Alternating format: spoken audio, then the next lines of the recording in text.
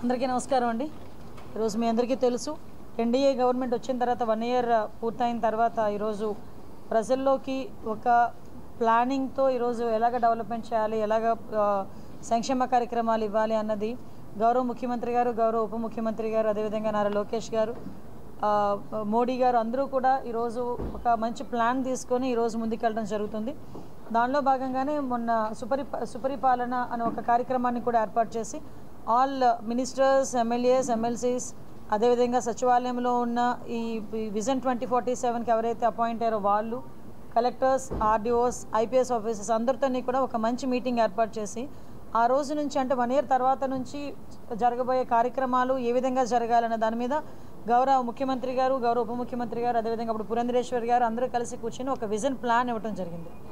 6వ తారీఖులోపు ఈ కార్యక్రమంలో భాగంగానే ప్రతి నియోజకవర్గంలోని కూడా ఒక విజన్ ప్లాన్ రెడీ చేసుకోవాలి, 2047 విజన్ ప్లాన్ రెడీ చేసుకోవాలి. దానిలో తర్వాత ఒక డిస్ట్రిక్ట్ లెవెల్లో ఒక ప్రోగ్రామ్ని కూడా కండక్ట్ చేసుకొని దీనికి మనందరం కూడా కార్యాచరణలోకి ముందుకు తీసుకెళ్ళడానికి రూపొందించుకోవాలని గౌరవ ముఖ్యమంత్రి గారి ఆదేశాల మేరకు ఈరోజు విజయనగరం జిల్లాలో ఇంచుమించుగా 4-5 కాన్స్టిట్యున్సీస్ ఆల్రెడీ విజన్ 2047 మీద మీటింగ్స్ పెట్టుకొని అటు కాన్స్టిట్యున్సీ విజన్ కూడా రెడీ చేసుకోవడం జరిగింది.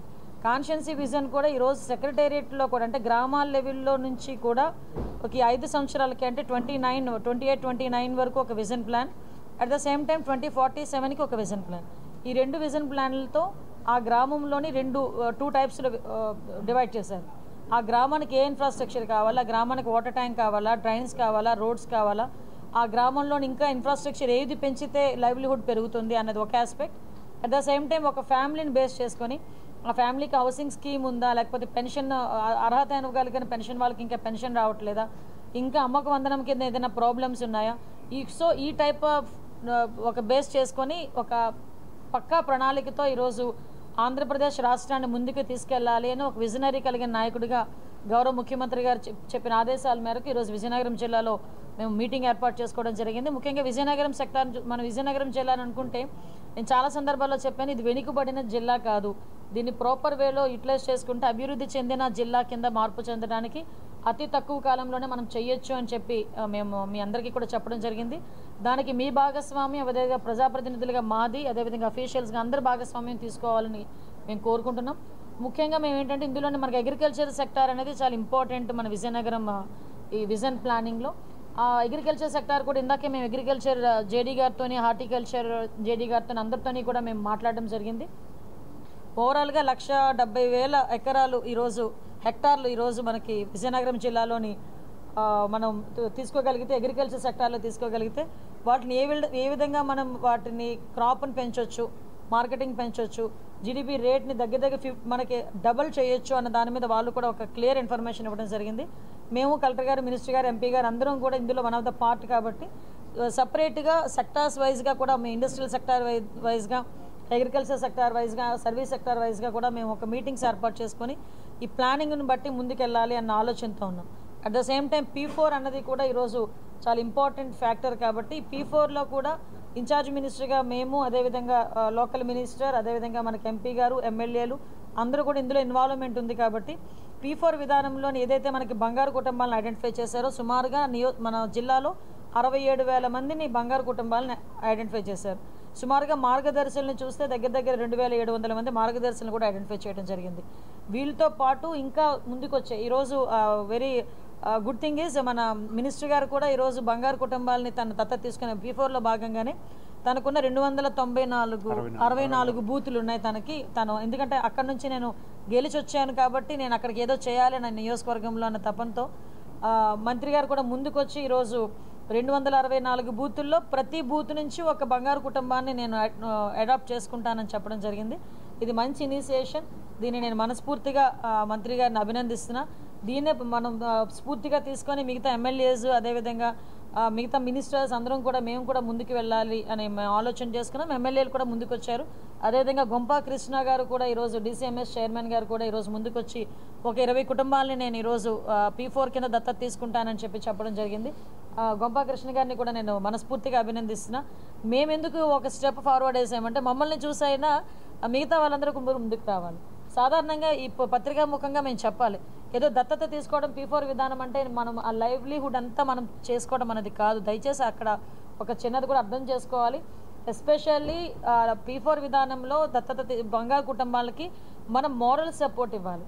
అట్ ద సేమ్ టైం వాళ్ళకున్న సర్కమ్స్టెన్సెస్లో వాళ్ళకి మంత్లీ ఒక 30,000 రూపాయలు 40,000 రూపాయలు ఎలా వస్తుంది, ఒక 20,000 రూపాయలు ఎలా వస్తుంది, దాన్ని మనం క్రియేట్ చేయాలి. ఫర్ ఎగ్జాంపుల్ ఒక ఇండస్ట్రియలిస్ట్ వచ్చి ముందుకు వచ్చి అతను బంగారు కుటుంబాన్ని ఒక అతన్ని తీసుకోవాలనుకుంటే వాళ్ళ ఫ్యాక్టరీలోనే ఒక ఎంప్లాయ్మెంట్ ఇవ్వటమో లేకపోతే ఏదో ఒక రకంగా వాళ్ళకి లైవ్లీహుడ్కి ఇవ్వడానికి ఒక పని కల్పించటం, లిటరల్లీ ఇది ఒక పని కల్పించటం. ఆ పని కల్పించే పరిస్థితుల్లో ఈరోజు చాలామంది ముందుకు రావచ్చు. చాలా సెక్టార్లు పనిచేస్తున్నాయి.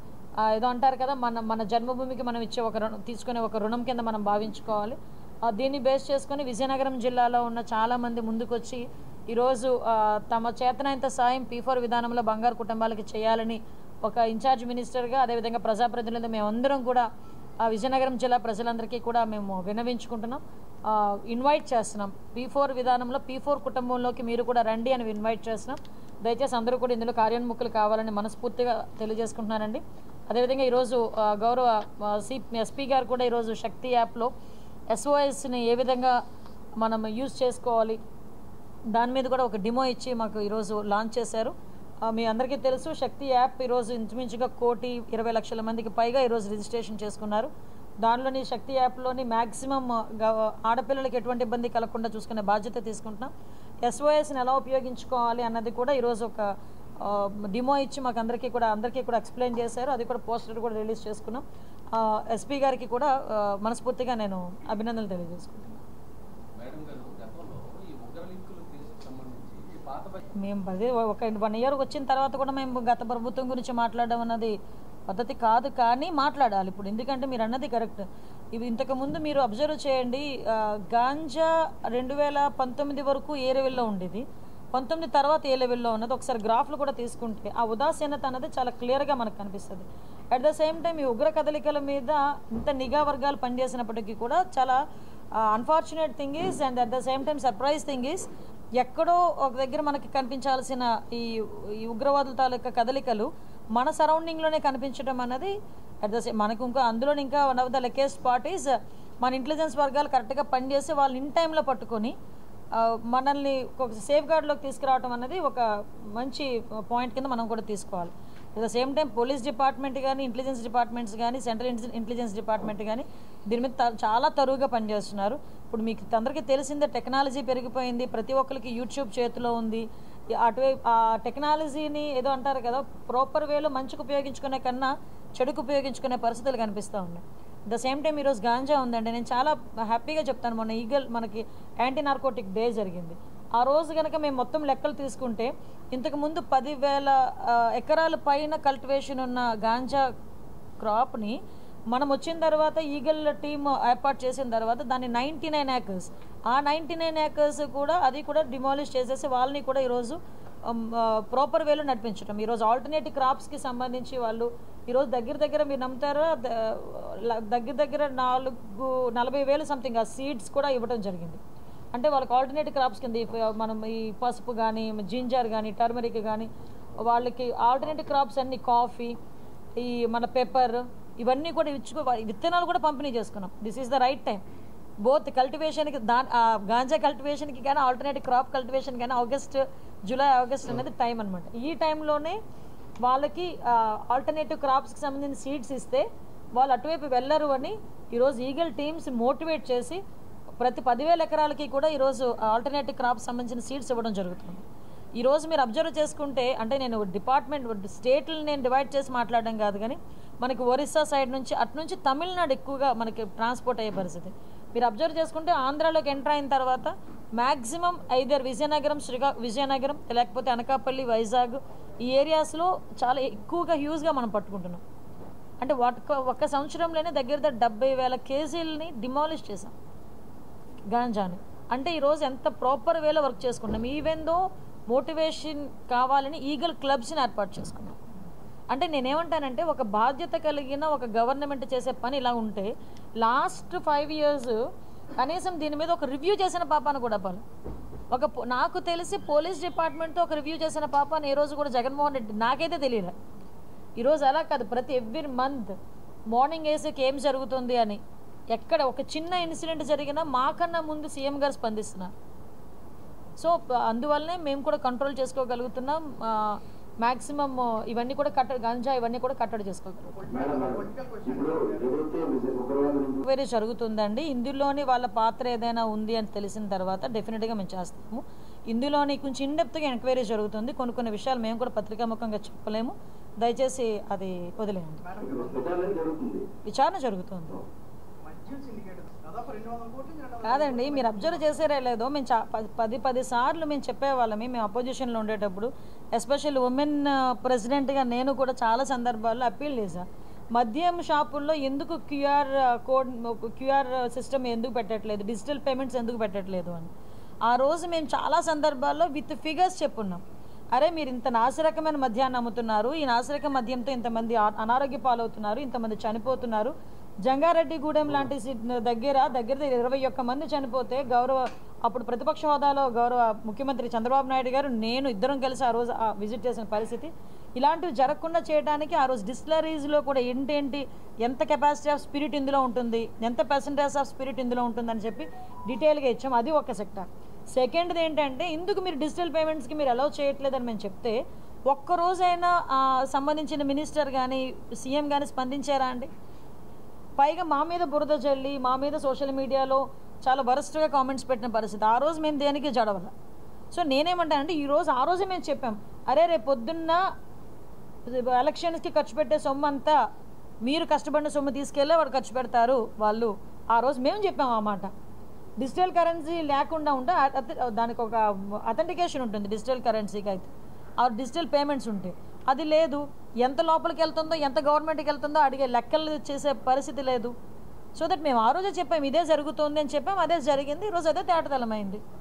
అంటే ఇప్పుడు విషయం ఏంటంటే ప్రజలు కష్టపడి సంపాదించుకొని వాళ్ళ అలవాట్ల ప్రకారం తీసుకున్న ఆ లిక్కర్లో కూడా వాళ్ళు డబ్బులు సంపాదించుకొని ఈరోజు వాళ్ళు తాలూకా విలాసాలకు వెళ్తున్నారంటే ఒకసారి ఆలోచన చేసుకోవాలి. అట్ ద సేమ్ టైం మీ అందరికీ తెలుసు మద్యం మీద వచ్చే ఆదాయం మీద కూడా అంటే నా రాష్ట్రంలో ఎంతమంది తాగుతారు, ఇంత ఆదాయం వస్తుంది, దీన్ని బేస్ చేసుకుని నాకు 25,000 కోట్లు 15 సంవత్సరాలకు అప్పు ఇవ్వండి అని అప్పు తీసుకున్నాడు అంటేనే మనం అర్థం చేసుకోవాలి కదబ్బా.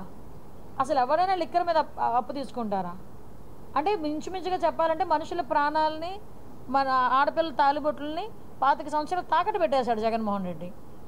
ఈరోజు వచ్చి నీతి కబుర్లు మాట్లాడితే ఎవరు నమ్మడు కదా. అందుకే 11 సీట్లకు వచ్చింది.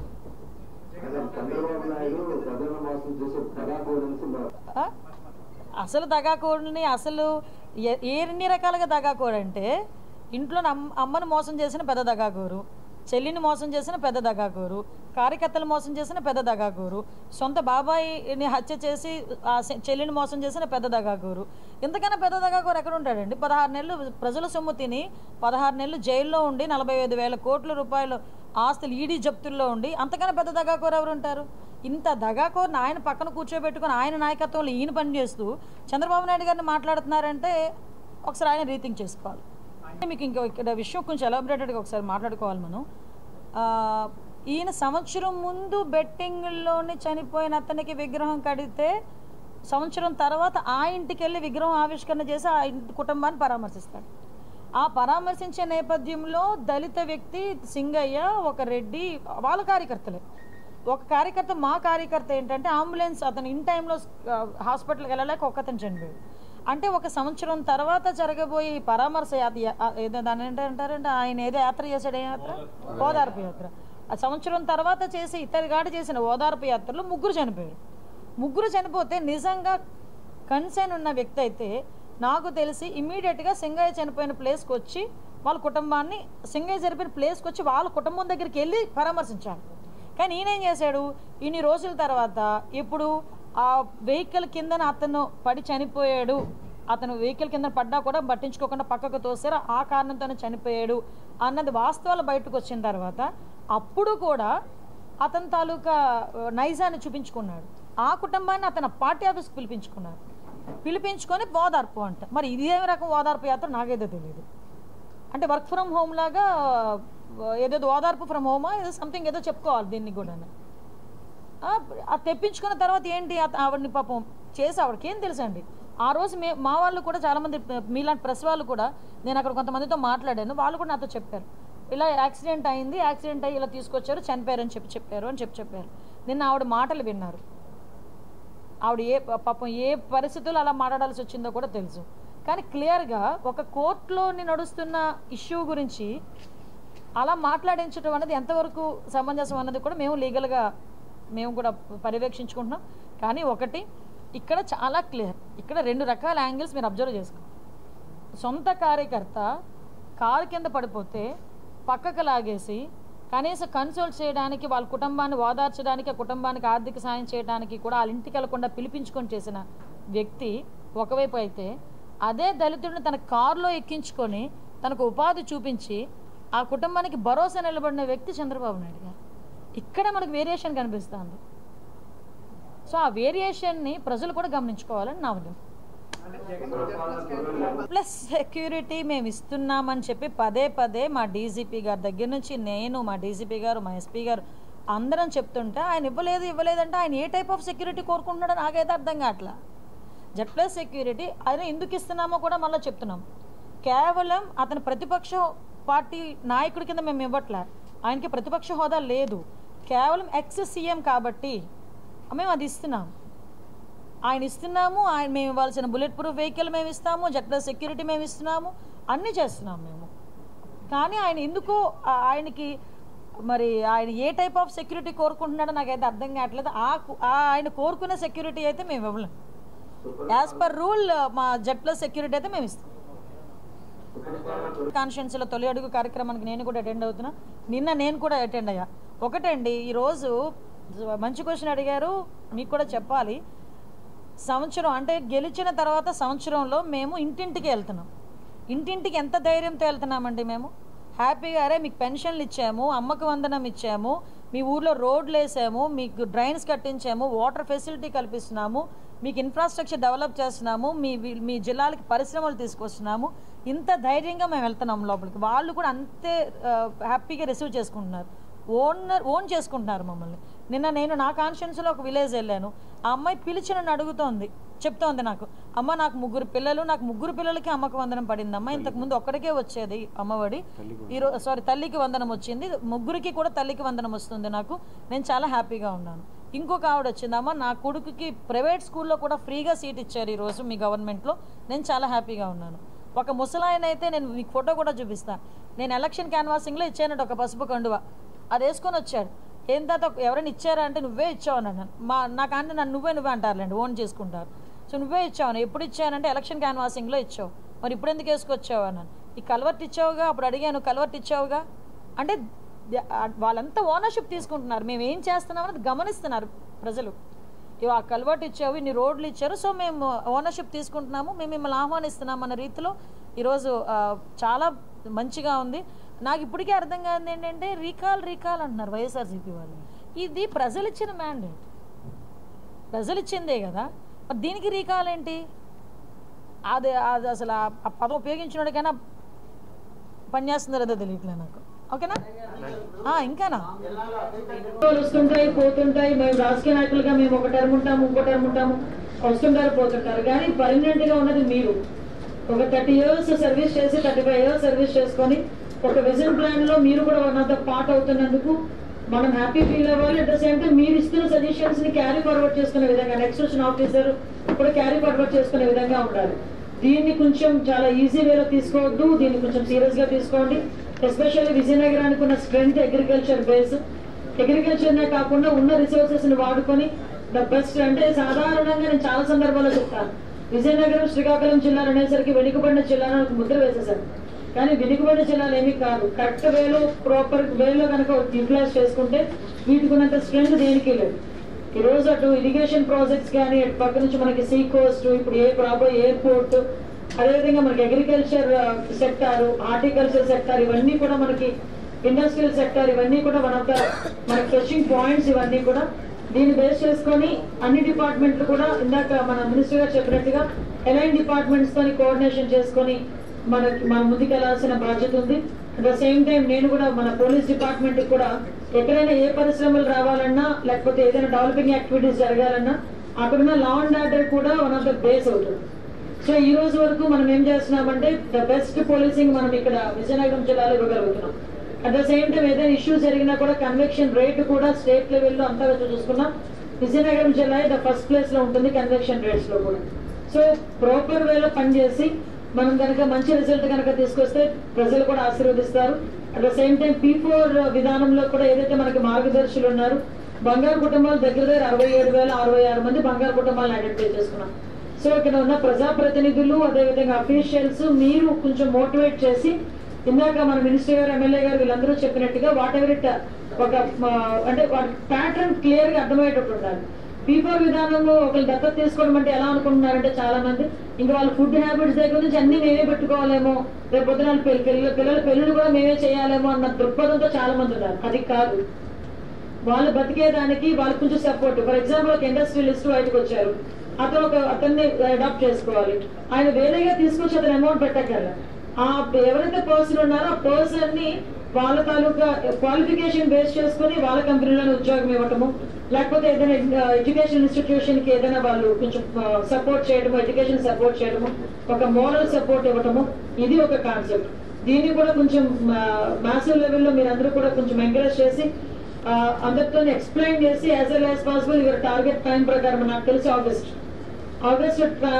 టైం బాండ్ ప్రకారం మా అనుకున్న టార్గెట్ కి రీచ్ అయ్యే పరిస్థితి రావాలి.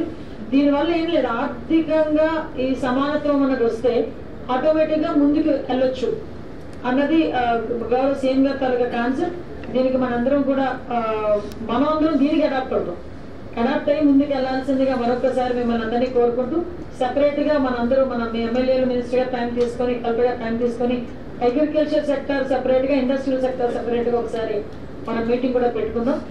మళ్ళీ చెప్తున్నా, విజయనగరం జిల్లా వెనుకబడిన జిల్లా కాదు, కొంత అభివృద్ధి చెందుతున్న జిల్లాగా ముందు ఫస్ట్ ఒక స్టెప్ తీసుకెళ్దాం, ఆ తర్వాత అభివృద్ధి చెందిన జిల్లాగా మాట్లాడుకోవచ్చు. కాబట్టి మనందరి డైరెక్షన్ లో ప్రజాప్రతినిధులుగా ఉన్న మేము కానీ సపోర్టింగ్ వాళ్ళుగా ఉన్న మీరు కానీ ఏదో అంటారు కదా, బంగారు పళ్ళానికి కూడా గోడగా ఉండాలండి, అది నుంచోలేదు బంగారు పళ్ళమైనా కూడా. అందువల్ల కోఆర్డినేషన్ అనేది కంపల్సరీ, ప్రజాప్రతినిధులకి అఫీషియల్స్ గా కోఆర్డినేషన్ అనేది కంపల్సరీ. మేము ఎందుకంటే ఇలాంటి మీటింగ్స్ పెట్టేటప్పుడు ఆల్ అఫీషియల్ ఉన్న వాళ్ళు హెడ్ ఆఫ్ ద డిపార్ట్మెంట్ రావాలని మేము ఎందుకు కోరుకుంటామంటే, ఇందాక నేను జగన్ గారిని సీరియస్ అవడంలో కూడా అదే విధానం మేము ఎందుకు కోరుకుంటామంటే, మీరు వస్తే కొంత మేరకు మాకు ఇన్ఫర్మేషన్ కరెక్ట్ ఇన్ఫర్మేషన్ వస్తుంది. అప్పుడు కూడా మేము ఒక స్టెప్ వేయడానిక మేము ఏదైనా ఆలోచన చేయడానికి మాకు ఆస్కారం ఉంటుంది. సో దట్ దయచేసి ఇలాంటి మీటింగ్స్ కి సీరియస్ గా తీసుకొని హెడ్ ఆఫ్ ది డిపార్ట్మెంట్స్ రావాల్సిందిగా మనస్ఫూర్తిగా కోరుకుంటున్నానండి. ఈ కార్యక్రమంలోని సోదరులు శ్రీనివాస్ గారు, అదేవిధంగా ఎంపీ గారు అందరికీ కూడా వచ్చిన మా ఎమ్మెల్సీస్ కి ఎమ్మెల్యేలకి అందరికీ కూడా చైర్మన్స్ కి, ముఖ్యంగా కొత్తగా బాధ్యత తీసుకొని ఫస్ట్ టైం మీటింగ్ అనుకుంటా DCCBకి DCMSకి, సో వాళ్ళిద్దరికి మా చైర్మన్ అందరికీ కూడా పేరు పైన ధన్యవాదాలు. సరే మినిస్టర్ గారు. విజన్ డాక్యుమెంట్ అనేది సచివాలయం లెవెల్ నుంచి mandal level, then constituency level, జిల్లా లెవెల్లో, స్టేట్ లెవెల్లో తీసుకెళ్తున్నాము.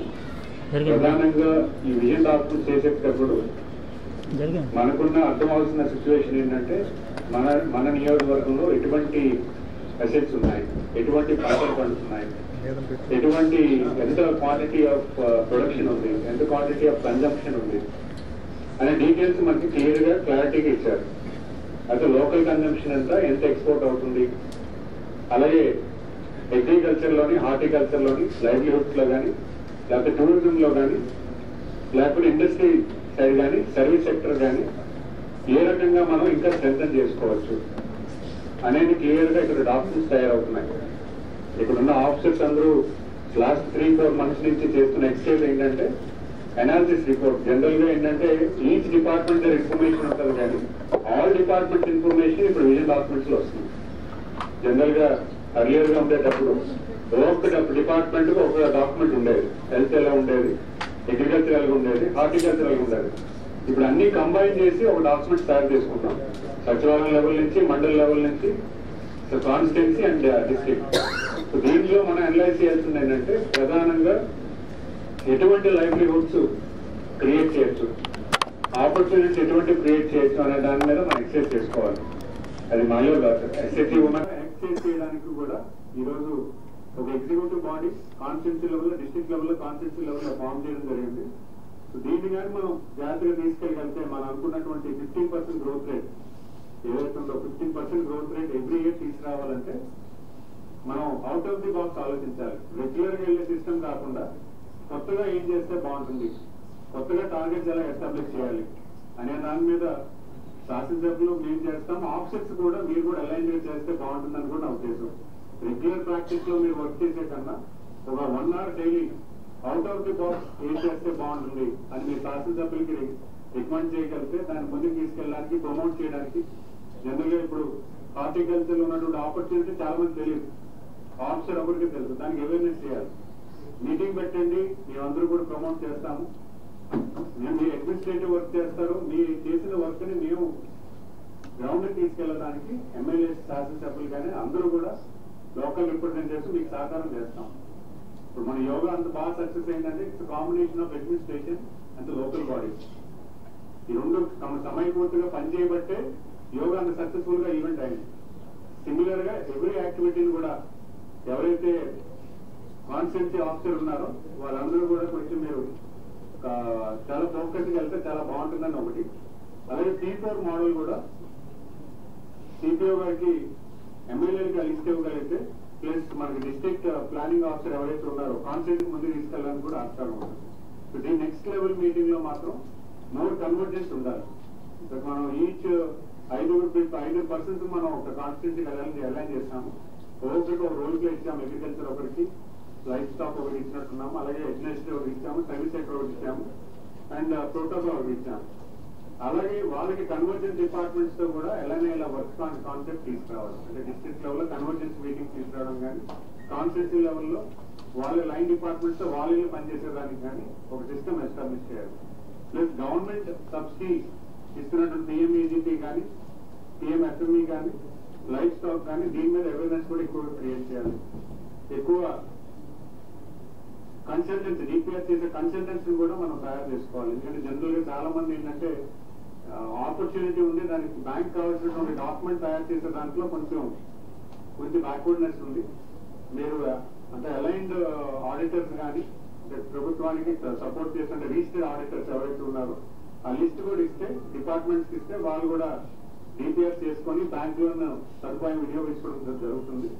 స్పెషల్ ఫోకస్ ఏంటంటే లైవ్లీహుడ్స్, మనకున్నటువంటి లైఫ్ స్టాక్, అగ్రికల్చర్ వాల్యుయేషన్ కి నెక్స్ట్ లెవెల్ తీసుకెళ్ళడానికి what is the best way అన్న దాని మీద మీ ఆఫీసర్స్ అందరూ కొంచెం, బికాస్ మీరు రెగ్యులర్ డ్యూటీస్ కాకుండా doing additional duty on this, but out of the box కొంచెం మీరు హెల్ప్ చేయగలిగితే డెఫినెట్ గా ఒక మంచి కార్యాచరణ అవుతుంది. And I'm very happy that మీ అందరూ కూడా చాలా ఎక్సైజ్ చేసి but into situation where we are discussing the 4th time. I thank each and every officer who has kept a good effort on this. Thank you.